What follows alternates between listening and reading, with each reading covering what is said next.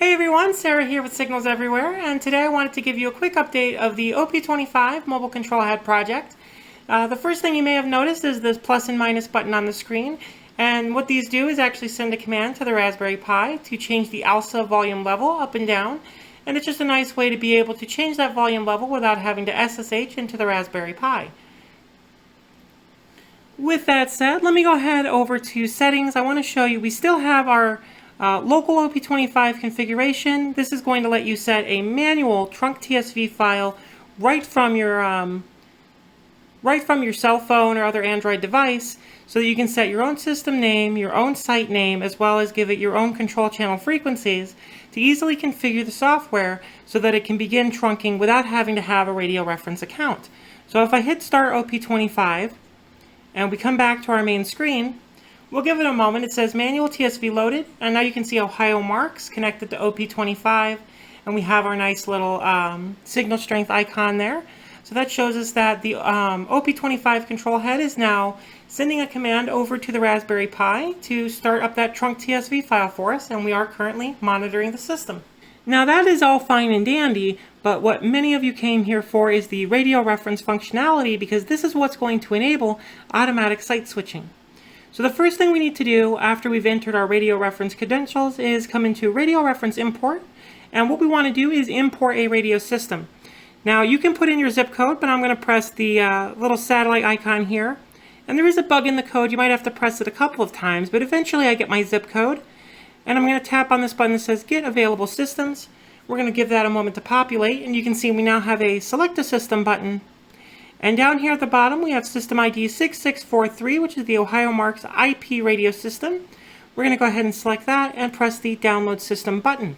Now this says system creation started. What this does is it actually starts system creation on the Raspberry Pi and on the phone. So we have a copy of the database on the phone to inform it what systems are available to us.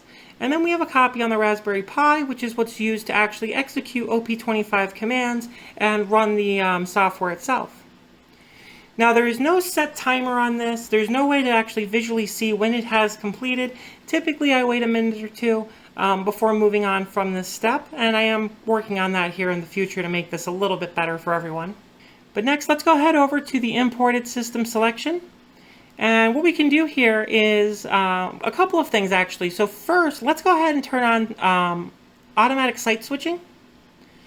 And we're going to come back over to the large display, and you can see it now says Cherry Valley in Andover 6643. So you can see 6643 being the radio reference ID for the system, and I'm sure you'll notice that we also have a GPS icon in the upper left hand corner now as well.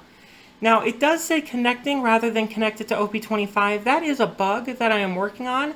It is actually connected, and you can tell it's connected because the system name has been updated to 6643. The system name only updates when OP25 sends that information to it. So we can say with absolute certainty that the system is up and running. However, Cherry Valley is not a very active site in my area. So what we want to do is actually manually select a site, and I can show you how we do that now. We come back over to Systems, and we're going to go back to Imported System Selection because we want to select an imported system. So choose system 6643, and we're going to set that as our active system. And what this does is it populates the choose site dropdown, and you can see we now have a list of available sites. I'm going to go ahead and select Ashtabula as my site, and we'll tap on the lock to site button. And as you can see, we are now switched over to the Ashtabula site and are monitoring that. We have our connected to OP25 message working as it should. And then of course you can see the GPS is no longer enabled, but that's not a problem because we have manually selected this site for use. And of course we can manually turn up the volume on our ALSA setup. And you might not be able to hear that great because my speakers are halfway across the room, but I just wanted to give you a quick example of how that worked. And those are the main features that I've been working on. We do have our detailed display, which is slowly kind of coming together. The top line is real time, as well as the talk group ID, radio ID, active call, and system name. The log on this screen is still just a static fake log that I created for testing things out. We have our scan grid, which is one of the next things I want to start looking at after I fix all the bugs.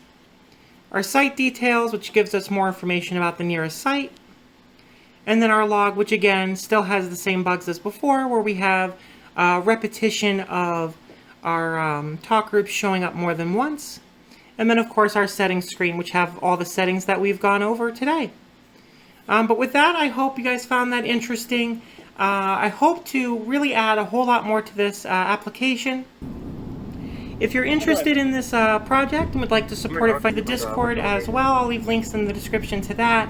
That Discord is going to have a whole host of people in it who are really into radio communications, software-defined radio, and of course you'll find me there if you have any questions regarding this project or any others. So again, thank you for watching. My name is Sarah Rose, and you've been watching Signals Everywhere. Bye!